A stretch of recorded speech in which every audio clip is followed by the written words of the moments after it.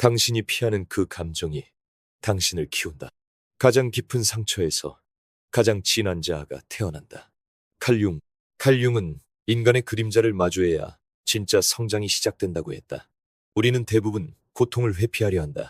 부끄러움, 분노, 죄책감 같은 감정은 마치 오염된 방처럼 외면한다. 하지만 융은 말했다. 그 방에 들어가지 않고서는 우리는 결코 온전한 자기를 알 수 없다고. 예를 들어보자. 누군가가 나를 무시했다고 느꼈을 때 우리는 종종 별일 아니야 라고 넘긴다. 하지만 그 무시당했다는 감정은 내 안의 깊은 자존감 결핍을 건드린다. 그 감정을 외면하면 우리는 언젠가 또 다른 사람에게 같은 상처를 받고 말 것이다. 반복되는 감정은 마치 멈추지 않는 알람 같다. 무시하지 말고 들어야 한다. 그 소리를 듣는 용기에서 비로소 변화가 시작된다. 진실은 당신을 자유롭게 하리라. 성경 요한복음 8장 32절. 진실은 불편하다. 특히 자기 자신에 대한 진실은 더욱 그렇다. 우리는 종종 스스로를 착한 사람이라 믿는다. 하지만 그 믿음 뒤에는 수많은 자기 기만이 숨겨져 있다. 어떤 사람은 모든 사람에게 친절하다. 하지만 그 친절은 버림받는 것이 두려워서일 수 있다. 인정받기 위해, 미움받지 않기 위해 우리는 웃는다. 진짜 진실은 그 억지 웃음이 벗겨졌을 때 드러난다. 한 여성이 있었다. 항상 괜찮아요 라고 말하던 사람. 하지만 그 말은 사실 나 좀 봐줘요 라는 외침이었다. 어느 날 그녀는 울기 시작했다. 수십 년을 참았던 눈물이었다. 그리고 그날 처음 그녀는 자신에게 정직해졌다. 울 수 있다는 것, 그게 진짜 강함이다. 무지가 아니라 자기 기만이야말로 인간의 진짜 적이다. 니체. 우리는 우리가 모르는 걸 두려워하지 않는다. 진짜 두려운 건 알고도 외면하는 것이다. 니체는 말했다. 인간은 불편한 진실보다 달콤한 거짓을 선택한다고. 하지만 거짓은 언젠가 무너진다. 그때의 충격은 진실보다 훨씬 아프다. 어떤 사람은 스스로를 나는 늘 노력하는 사람이라 생각한다. 하지만 그는 자기 실수를 절대 인정하지 않는다. 왜냐면 인정하는 순간 자기 이미지가 깨질까봐. 결국 그는 노력이라는 말 뒤에 숨는다. 이런 자기 기만은 발전을 막는다. 용기는 실패를 인정하는 데서 시작된다. 성장도 거기서 피어난다. 그대가 세상을 바꾸고 싶다면 먼저 자신의 마음을 정화하라. 달라이라마. 세상 탓은 쉽다. 누군가에게 실망하면 그 사람을 탓한다. 상황이 어렵다고 느끼면 운명을 탓한다. 하지만 진짜 변화는 탓하지 않는 데서 시작된다. 마음을 들여다보면 알 수 있다. 그 사람의 말보다 내 반응이 문제였다는 걸. 세상이 아니라 내 안의 시선이 왜곡돼 있었던 것이다. 나는 한 청년을 만난 적이 있다. 아버지를 원망하며 살던 사람. 그는 늘 아버지가 나를 방해했다고 말했다. 하지만 어느 날 그는 자신도 똑같이 아버지처럼 화를 내고 있다는 걸 깨달았다. 그 순간 그는 울었다. 원망은 이해로 바뀌었고 분노는 연민으로 바뀌었다. 그리고 그는 처음으로 자유로워졌다. 깨달음이란 더 많이 하는 것이 아니라 더 적게 착각하는 것이다. 라마나 마하르시. 요즘 사람들은 깨달음을 마치 특별한 지식처럼 여긴다. 하지만 진짜 깨달음은 무언가를 배우는 것이 아니다. 오히려 착각을 하나씩 걷어내는 일이다. 착각은 무지보다 더 무섭다. 왜냐면 자기가 맞다고 믿는 순간 사람은 듣지 않기 때문이다. 한 노인이 있었다. 그는 늘 내가 옳아 라고 말하던 사람이다. 그는 많은 책을 읽었고 지식도 많았다. 하지만 아무도 그와 오래 이야기하지 않았다. 그 노인은 결국 깨달았다. 자기가 오르려는 그 욕심이 관계를 망치고 있었다는 걸. 그때 그는 처음으로 내가 틀릴 수도 있겠구나 라고 말했다. 그 말이 그의 인생을 바꿨다. 행복은 결핍의 부재가 아니라 받아들임이다. 알랭드 보통. 행복은 무엇인가를 얻는 데서 오지 않는다. 오히려 지금의 자신을 있는 그대로 받아들이는 데서 온다. 사람들은 내가 더 잘났으면, 더 예뻤으면, 더 똑똑했으면 하고 생각한다. 하지만 아무리 얻어도 만족은 오래가지 않는다. 진짜 만족은 받아들일 수 있을 때 시작된다. 나는 한 어르신을 기억한다. 휠체어에 앉아 계셨지만 늘 웃는 분이었다. 어느 날 나는 물었다. 어르신 힘들지 않으세요? 그는 이렇게 말했다. 힘든 건 맞아. 하지만 불행하지는 않아. 나는 지금 나로 살고 있으니까. 그 말이 내 마음에 오래 남았다. 불완전한 삶도 받아들이면 아름다워진다. 모든 것은 지나간다. 이것 또한 지나가리라. 고대 페르시아 격언. 이 말은 단순해 보이지만 삶의 본질을 꿰뚫는다. 지금의 고통도 후회의 감정도 결국은 지나간다. 하지만 우리는 그 안에 갇혀 산다. 지금이 영원할 것처럼. 하지만 그렇지 않다. 지나간다. 모든 것이. 한 여름날 땀 흘리며 등산하던 노인이 있었다. 길이 너무 험해서 포기할까 했다. 그런데 잠시 쉬던 중 그는 혼잣말처럼 말했다. 이 고개도 곧 끝나겠지. 그리고 정말 얼마 지나지 않아 정상에 도달했다. 지금 당신이 겪는 감정도 마찬가지다. 이 고통도 지나간다. 중요한 건 포기하지 않는 것이다. 모든 관계에는 지켜야 할 선이 있다. 지나치게 가까운 거리는 결국 사랑을 망친다. 프리드리히 니체. 사람과 사람 사이는 가까울수록 좋다고들 말한다. 진심으로 사랑한다면 숨기지 말고 다 보여주고 다 들어줘야 한다고. 하지만 니체는 반대로 말했다. 지나친 친밀감은 결국 혐오를 부른다. 관계에도 숨 쉴 틈이 필요하다는 뜻이다. 어느 노부부가 있었다. 평생을 함께 살아온 두 사람은 이상하리만큼 말이 없었다. 서로에 대해 다 아는 듯 했지만 절대 간섭하지 않았다. 하루는 남편이 조용히 말했다. 우린 가까워지려고 하지 않았어. 그래서 평생 곁에 있었지. 그 말엔 깊은 신뢰가 담겨 있었다. 너무 붙지 않아야 오래 함께 할 수 있다. 내가 누구인지 있는 순간 다른 사람의 인생을 살게 된다. 랄프 월도 에머슨. 우리는 관계 속에서 자주 자신을 잃는다. 친구의 기대, 가족의 시선, 사회의 틀에 맞추다 보면 어느 순간 내가 정말 누구였는지 흐릿해진다. 에머슨은 말한다. 자기를 잊으면 결국 타인의 꿈을 대신 살게 된다고. 한 여성이 있었다. 늘 좋은 며느리, 착한 엄마로 살았다. 모든 이의 눈치를 보며 불편한 말도 삼켰다. 그러다 어느 날 병원에서 스트레스성 위염 진단을 받았다. 그때 처음 그녀는 물었다. 나는 왜 나를 살피지 않았을까? 자신을 지키지 않는 삶은 병이 된다. 타인의 인정을 받기 위해 자신을 잃지 마라. 관계란 내가 살아야 유지되는 것이다. 선은 넘지 않아야 선이다. 해민 스님. 한국의 스님 해민은 관계에서의 경계를 이렇게 설명한다. 선은 지켜줄 때 아름답다. 우리는 종종 사랑이라는 이름으로 선을 넘는다. 참견하고 간섭하고 통제하면서도 그것을 애정이라 착각한다. 하지만 진짜 사랑은 상대를 존중하는 데 있다. 나는 한 친구를 잃은 적 있다. 그는 늘 내 일에 끼어들었다. 처음엔 고마웠지만 점점 부담이 됐다. 의견을 묻지도 않고 대신 정해주곤 했다. 나중엔 숨이 막혔다. 결국 우리는 멀어졌다. 관계를 오래 유지하려면 건드리지 말아야 할 부분이 있다는 걸 배워야 한다. 그 선은 지켜야 한다. 외로움은 피할 게 아니라 견뎌야 할 시간이다. 장폴 사르트르. 사람들은 외로움을 무서워한다. 그래서 관계에 집착하고 누군가에게 의지하려 한다. 하지만 사르트르는 말했다. 외로움은 도망칠 대상이 아니라 내면을 만나는 기회라고. 진짜 성장은 혼자 있는 시간에 일어난다. 나는 한 노인을 만났다. 자식들은 멀리 살고 아내는 세상을 떠난 지 오래였다. 그는 늘 혼자 산책했다. 나는 물었다. 외롭지 않으세요? 그는 웃으며 답했다. 외롭지 않다고 하면 거짓말이지. 근데 그 외로움 덕분에 나를 알게 됐어. 혼자 견디는 시간은 자신을 마주하는 시간이다. 그 외로움이 결국 사람을 깊게 만든다. 자유는 누군가에게 의존하지 않아도 되는 상태다. 에리히 프롬. 사랑받는 것보다 중요한 것은 자유롭게 존재하는 것이다. 프롬은 말했다. 사랑이란 자유 속에서 피어나는 것이어야 한다고. 누군가에게서 자유를 빼앗는 순간 그것은 사랑이 아니라 지배다. 어떤 연인이 있었다. 서로를 너무 사랑했지만 결국 헤어졌다. 이유는 단순했다. 서로를 붙잡느라 자신을 잃었기 때문이다. 여자는 더 이상 그림을 그리지 않았고 남자는 친구를 만나지 않았다. 사랑이라는 이름으로 자신을 포기한 결과였다. 진짜 사랑은 내가 나로 존재할 수 있을 때 가능한 것이다. 타인의 고통은 당신의 책임이 아니다. 그러나 당신의 경계는 당신의 책임이다. 브레네 브라운. 가끔 우리는 다른 사람의 아픔을 지나치게 떠안는다.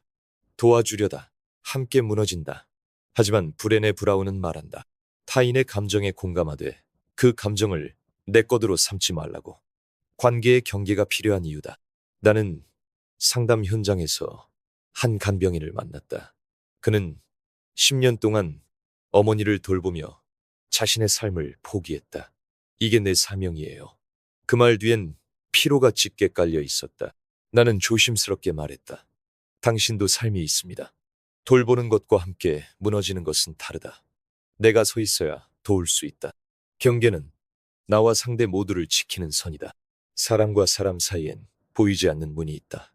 그 문은 허락 없이 열면 안 된다. 법정 스님. 법정 스님은 관계의 예의를 문에 비유했다. 우리는 상대의 마음 안에 쉽게 들어가려 한다. 하지만 그 마음의 문은 두드려야 한다. 그리고 허락받아야 들어가야 한다. 그렇지 않으면 상처가 된다. 나는 한 아이를 떠올린다. 친구에게 놀림을 받은 아이는 집에 와서도 말을 하지 않았다. 엄마는 아이가 뭔가 숨긴다며 다그쳤다. 결국 아이는 더 다쳤다. 때로는 다그치는 것보다 조용히 기다리는 것이 더 큰 힘이 된다. 상대의 문은 기다림으로 연다. 사람을 돕는다는 건 그 사람이 걸어갈 길을 대신 걷는 것이 아니다. 파울로 코엘료. 우리는 사랑하는 사람을 위해 대신 해주려 한다. 아프지 않게, 실수하지 않게. 하지만 코엘료는 말했다. 진짜 도움은 그 사람이 스스로 걷도록 옆에서 지켜보는 것이라고. 실수도 실패도 그 사람의 몫이다. 나는 병원에서 암 진단을 받은 환자 가족을 본 적 있다. 다른 어머니의 앞날이 불안해 모든 결정을 대신 내렸다. 결국 어머니는 나는 내 병인데 왜 아무것도 결정하지 못하죠? 라고 물었다. 그 질문이 모든 걸 바꿨다. 사랑은 누군가를 대신 살아주는 게 아니다. 그가 스스로 선택하도록 기다리는 것이다. 영원한 것은 없다. 그렇기에 지금을 살아야 한다. 모든 것은 변한다. 그것이 존재의 본질이다. 붓다. 부처는 세상 모든 것에는 무상, 무常, 이 깃들어 있다고 했다. 사랑도, 고통도, 젊음도, 생명도. 처음엔 이 말이 차갑게 들릴지도 모른다. 하지만 무상을 깨달은 사람은 집착하지 않는다. 잡으려 하지 않고 흘려보낼 줄 안다. 한 노인이 있었다. 그는 말년에 사랑하는 아내를 떠나보냈다. 수십 년을 함께한 사람이었기에 상실감은 컸다. 하지만 그는 집 안 곳곳에 아내의 사진을 두고 매일 아침 그 앞에 차를 올렸다. 그녀는 떠났지만 나는 여전히 그녀를 위해 하루를 시작해. 그는 슬픔을 억지로 없애려 하지 않았다. 다만 그 슬픔을 삶의 일부로 받아들였다. 무상함을 받아들이는 사람은 이별을 고통이 아니라 과정으로 여긴다. 죽음은 삶의 반대가 아니다. 죽음은 삶의 일부다. 하루키, 우리는 죽음을 두려워한다. 마치 삶이 거기서 끝나는 것처럼. 하지만 삶과 죽음은 한동전의 앞뒷면이다. 하루키의 말처럼 죽음은 삶의 반대가 아니라 삶 안에 포함된 가장 정직한 진실이다. 나는 병원에서 말기암 환자였던 할아버지를 만난 적이 있다. 그는 말했다. 죽음은 이제 나에게 낯선 이야기가 아니야. 오히려 가까워져서 편해졌지. 그의 눈은 평온했다. 그는 남은 시간을 세는 대신 하루 한순간을 깊게 음미했다. 마지막까지 책을 읽고 음악을 들었다. 산다는 건 시간의 길이가 아니라 그 안을 얼마나 깊이 채우느냐였다. 지금 이 순간이 네가 가진 전부다. 에크하르트 톨레. 사람들은 과거에 붙잡혀 살거나 미래를 걱정하며 살아간다. 하지만 진짜 삶은 지금에만 존재한다. 어제는 지나갔고 내일은 오지 않았다. 우리가 움켜쥘 수 있는 유일한 시간은 바로 지금이다. 한 젊은 여성이 있었다. 그녀는 늘 불안에 시달렸다. 커리어, 결혼, 부모님, 모든 미래가 무겁게 다가왔다. 그러던 어느 날 명상을 시작했다. 처음엔 잡생각이 몰려왔지만 어느 순간 아주 짧은 침묵 속에서 마음이 가라앉았다. 그리고 이렇게 말했다. 지금 여기에만 머무르면 인생이 덜 두려워요. 현재는 작지만 그 안에는 전 우주가 담겨 있다. 지금을 살지 않으면 우리는 아무것도 살지 못한 것이다. 죽음을 준비하는 것은 삶을 더 깊이 사랑하는 일이다. 몽테뉴. 죽음을 생각하는 건 불길한 일이 아니다. 오히려 삶을 더 충실히 살아가기 위한 준비다. 몽테뉴는 말했다. 죽음을 받아들인 사람만이 삶을 진짜로 사랑할 수 있다고. 우리는 언젠가 끝날 것을 알기에 오늘을 더 정성스럽게 살아낼 수 있다. 나는 장례식장에서 울지 않는 중년 남성을 본 적 있다. 그는 어머니를 떠나보내고도 담담했다. 누군가 물었다. 왜 눈물이 없나요? 그는 조용히 말했다. 어머니와의 시간 동안 할 수 있는 건 다 했어요. 미련이 없으면 눈물보다 고요가 남아요. 준비된 이별은 슬픔보다 평화를 남긴다. 삶은 끝이 있다는 것을 인식할 때 비로소 빛난다. 가장 어리석은 것은 죽음이 먼 일이라 생각하는 것이다. 세네카, 죽음은 나이와 상관이 없다. 예고하지도 않고 순서도 없다. 그래서 현명한 사람은 매일을 마지막 날처럼 산다. 오늘 이 말을 마지막으로 전할 수 있다면 어떤 말을 할 것인가? 오늘 보는 그 사람을 다시 못 볼 수도 있다면 어떻게 대할 것인가? 나는 어느 의사와 대화를 나눴다. 그는 중환자실을 돌보는 의사였다. 어떤 죽음은 준비할 틈도 없어요. 아침에 웃던 사람이 저녁엔 싸늘하게 식어 있죠. 그 말이 마음을 때렸다. 우리는 언제나 시간이 있을 거라 믿는다. 하지만 삶은 유예되지 않는다.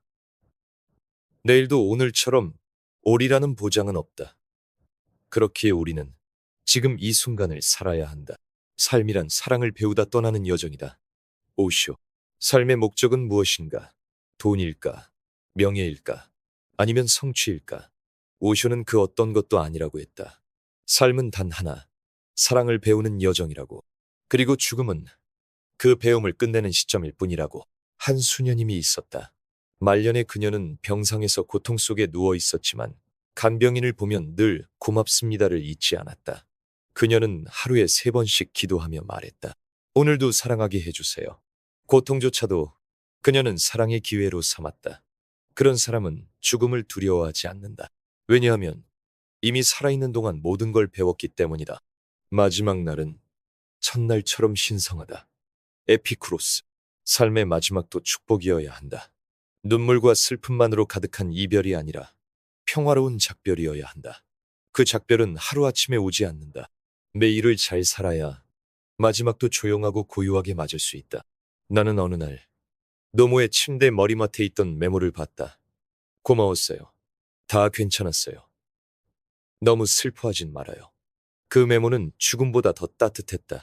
마지막까지 남기는 말이 그 사람의 삶을 말해준다. 그렇게 가는 사람은 떠나는 것이 아니라 남는다. 당신이 피하는 그 감정이 당신을 키우고 지켜야 할 그 경계가 당신을 살리며 끝이라고 믿었던 죽음조차 당신을 완성한다. 당신이 불행한 이유는 당신 자신을 너무 안아줬기 때문이다. 인간은 자신을 불쌍히 여길 때 가장 쉽게 무너진다. 마르쿠스 아우렐리우스. 누군가는 힘들다고 말하며 아무것도 하지 않는다. 또 누군가는 힘들다고 말하면서도 묵묵히 움직인다. 두 사람의 차이는 단 하나. 자기 연민에 빠졌느냐 아니냐이다. 자기 연민은 아주 그럴듯하다. 나만 이렇게 힘든 것 같고 세상이 날 몰라주는 것 같고 처음엔 그 감정이 위로처럼 느껴진다. 그런데 그 감정은 사람을 멈추게 만든다. 한 청년이 있었다. 그는 실패할 때마다 나는 원래 안 되라고 말했다.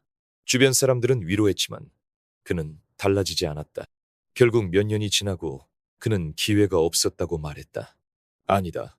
기회는 없었던 게 아니라 스스로 걷지 않았던 것뿐이다. 자기 연민은 스스로를 잡아먹는 독이다. 위로처럼 보이지만 실제로는 삶을 마비시킨다. 고통은 피할 수 없다. 그러나 고통에 머무르지 말지는 선택이다. 탈벤 샤하르. 누구나 아프다. 누구나 상처가 있다. 하지만 거기 오래 머무는 사람은 결국 스스로를 가두는 셈이다. 이 말은 차갑지만 정직하다. 우리는 종종 고통을 핑계로 삼는다. 지금 이러니까 못하지라고. 하지만 더 나은 삶은 그 핑계를 넘은 사람에게만 온다. 나는 한 중년 남자를 기억한다. 아내와 이혼하고 직장에서 쫓겨난 뒤 그는 매일 술을 마셨다. 나는 끝났어. 내 나이에 뭘 다시 하겠어. 그 말 속엔 진심이 아니라 포기하려는 편안함이 있었다. 불행에 머무는 것이 더 쉬웠기 때문이다. 하지만 진짜 용기는 아픈 현실을 인정한 다음 움직이는 것이다. 자기 연민은 그걸 막는다. 상처받았다는 사실이 너를 특별하게 만들어주진 않는다. 니체는 인간의 자기 기만을 가장 냉철하게 꿰뚫었던 철학자다. 그는 말했다. 고통을 신성화하지 마라. 우리는 때때로 상처를 자랑처럼 내세운다. 나 이렇게 아팠어. 그러니까 날 건드리지 마. 그런데 그건 일종의 면허증이 된다. 상처받았으니 뭐든 이해받아야 한다는. 하지만 상처는 면허증이 아니다. 오히려 그걸 숨기지 않고 살아낸 사람만이 진짜 강하다. 한 여성 작가가 있었다. 그는 성폭력 피해자였다. 수십 년을 말하지 않았다. 하지만 결국 그는 책을 썼다. 고통을 침묵이 아니라 표현으로 바꿨을 때 그는 비로소 해방되었다. 상처는 숨겨야 할 것이 아니라 통과해야 할 길이다. 그 길에서 멈추지 마라. 변명은 진실을 가린다. 변명은 책임의 반대말이다. 요한 볼프강 폰 괴테. 자기 연민은 변명을 만든다. 내가 이렇게 된 건 누구 때문이야. 세상이 불공평해서 그래. 그 말들에는 현실이 담겨 있을 수도 있다. 하지만 그것이 전부는 아니다. 결국 삶은 책임지는 사람만이 바꿀 수 있다. 한 젊은 직장인이 있었다. 그는 상사의 부당함을 늘 이야기했다. 나는 운이 없어. 저 사람만 아니었으면 진작에 인정받았을 거야. 그 말은 맞을 수도 있고 아닐 수도 있다. 하지만 분명한 건 그는 아무것도 바꾸지 않았다는 사실이다. 원인을 남 탓으로 돌리는 순간 해결의 열쇠도 남의 손에 넘긴다. 변명하는 한 변화는 오지 않는다. 진짜 용기는 스스로를 불쌍히 여기지 않는 데서 시작된다. 찰스 부코스키. 부코스키는 거친 시인이다. 인생에 불만이 가득한 채로 살았지만 적어도 한 가지는 정확히 짚었다. 자기를 연민하지 않는 것. 그것이 가장 단단한 용기라고. 세상에 나를 완전히 이해해주는 사람은 없다. 그래서 우리는 스스로를 일으켜야 한다. 한 노숙인이 있었다. 그는 늘 인생이 나를 버렸다고 말했다. 그러다 우연히 만난 봉사자의 말에 마음이 움직였다. 당신은 버려진 게 아니라 멈춘 거예요. 그날 이후 그는 달라졌다. 일을 찾기 시작했고 몇 년 뒤엔 요양원에서 봉사자가 되어 있었다. 사람을 일으키는 건 동정이 아니라 자각이다. 고통을 이해하면 사람은 더 단단해진다. 고통에 빠지면 사람은 부서진다. 불교 법문. 불교는 고통을 피하려 하지 않는다. 오히려 정면으로 마주보라고 가르친다. 자기 연민은 고통을 이해하지 못한 채 감정에 빠지는 것이다. 진짜 수행은 고통의 정체를 꿰뚫고 거기서 자유로워지는 것이다. 한 수행자는 어린 시절 학대를 당했다. 그는 도망치지 않았다. 매일 그 기억을 떠올렸고 그것이 자신에게 어떤 반응을 만들었는지 끝없이 탐구했다. 결국 그는 말했다. 그 고통은 나를 약하게 만든 게 아니라 내 눈을 뜨게 했어요. 감정은 피할수록 커진다. 정면으로 바라볼 때만 작아진다. 그리고 그때 비로소 우리는 자유로워진다. 당신이 불행한 이유는 세상이 당신을 몰라줘서가 아니다. 스스로를 너무 안아줬기 때문이다. 살면서 위로는 필요하다. 하지만 그 위로가 스스로를 묶는 족쇄가 되어선 안 된다. 자기 연민에서 빠져나오는 사람만이 삶의 방향을 다시 잡을 수 있다. 오늘 당신이 할 일은 그 감정을 끌어안고 멈추는 것이 아니라 그 감정을 넘어서 걷는 일이다. 그것이 당신을 다시 살아가게 만들 것이다. 감정을 없애려 하지 마라. 감정은 견디는 것이다. 감정은 적이 아니다. 감정은 메시지다. 칼륨. 사람들은 감정을 두려워한다. 분노, 슬픔, 질투, 불안. 그 모든 감정을 나쁜 것이라 여기고 없애려고 한다. 하지만 융은 말한다. 감정은 제거해야 할 적이 아니라 내면이 보내는 신호라고. 감정은 당신 안에 무언가가 흔들리고 있다는 것을 말해주는 일종의 경고등이다. 한 여성이 있었다. 그녀는 늘 억눌렀다. 화내지 않고 슬퍼하지 않고 무조건 밝고 긍정적으로만 살려고 했었다. 하지만 어느 날 사소한 일에 폭발했다. 쌓인 감정이 넘쳐 흘렀던 것이다. 감정은 눌러둘수록 강해진다.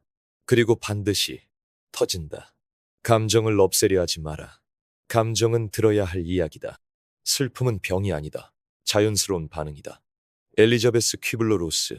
우리는 슬픔을 병처럼 취급한다.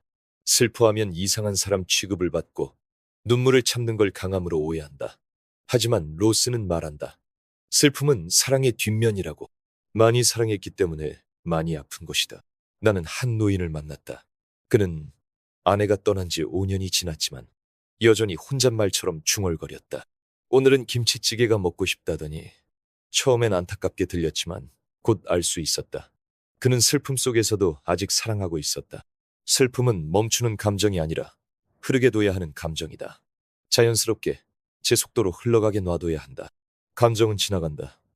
우리가 그것에 집착하지 않을 때. 에픽테토스. 철학자들은 감정을 통제하라고 말하지 않는다. 붙들지 말라고 말한다. 감정은 구름과 같다. 하늘을 덮지만 머무르진 않는다. 그런데 우리는 그 구름을 쥐고 늘어진다. 왜 내가 이런 감정을 느껴야 하지? 이 감정은 잘못된 거야. 이렇게 스스로를 몰아간다. 나는 상담 중 늘 똑같은 감정을 반복하는 사람을 본 적이 있다. 그는 10년째 같은 사람을 원망했다. 그 사람만 아니었으면. 하지만 그 감정은 과거의 것이었고 그는 현재에도 그것에 붙들려 살고 있었다. 감정은 붙들면 썩는다. 흘려보내야 산다. 어떤 감정도 영원하지 않다. 단지 우리가 그것을 붙잡고 있을 뿐이다. 파울로 코엘료. 우리는 감정을 시간 단위가 아닌 사건 단위로 기억한다. 어떤 상처는 일시간 만에 끝났어야 하는데 마음속에선 10년을 산다. 이유는 간단하다.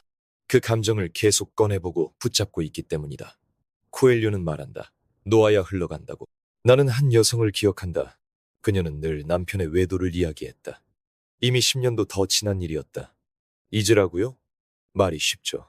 그렇다. 말은 쉽지. 하지만 그 말을 했던 그녀는 동시에 이렇게도 말했다. 사실 저도 그만 힘들고 싶어요. 그 순간 나는 알았다. 감정의 끝은 외부가 아니라 내 결정에 있다는 것을. 놔야 끝난다. 끝나야 새로운 것이 온다. 감정을 견딘다는 것은 나를 받아들이는 첫걸음이다. 수잔 데이비드, 심리학자 수잔 데이비드는 감정 민첩성이야말로 진짜 회복력이라고 했다. 감정을 없애는 것이 아니라 그 감정을 있는 그대로 견디는 힘. 우리는 너무 자주 감정을 이기려고 한다. 이기지 못하면 실패라고 생각한다. 하지만 진짜 성숙은 이기는 게 아니다. 그 감정 속에서도 무너지지 않는 것. 한 청년이 있었다. 공황장애로 매일 고통받았다. 그는 그걸 치워야 할 장애물로 여겼다. 하지만 치료 과정에서 그는 생각을 바꿨다. 이 감정은 내가 틀려서가 아니라 내 안이 너무 예민하고 솔직해서 생긴 거였어요. 그 인식의 전환이 삶을 바꿨다. 감정은 병이 아니라 방향을 알려주는 나침반이다. 마음의 평화는 감정이 없는 상태가 아니라 감정이 있어도 휘둘리지 않는 상태다. 달라이라마, 우리는 고요함을 원한다. 불안도 없고 슬픔도 없고 분노도 없는 상태. 하지만 달라이라마는 그것은 이상적인 환상일 뿐이라고 말했다. 진짜 평화는 감정이 없는 것이 아니라 감정 속에서도 무너지지 않는 내 중심을 아는 것이다. 나는 한 스님의 강의를 들었다. 그는 말했다. 화를 없애려 하지 마세요. 화가 올라올 때 거기 함께 앉으세요. 그 화가 왜 왔는지, 그 화가 어떤 얼굴을 하고 있는지 지켜보세요. 감정을 없애려는 사람은 늘 싸우고 감정을 지켜보는 사람은 결국 자유로워진다. 감정은 없애는 게 아니다. 감정은 견디는 것이다. 아프지 않아야 괜찮은 게 아니다. 아프면서도 움직일 수 있는 힘, 그게 사람을 단단하게 만든다. 감정은 우리를 파괴하려고 오는 게 아니다. 그저 한 번쯤 멈춰서서 지금 너는 어떤가 묻는 신호일 뿐이다. 그 감정을 들을 수 있을 때 우리는 자신과 화해하게 된다.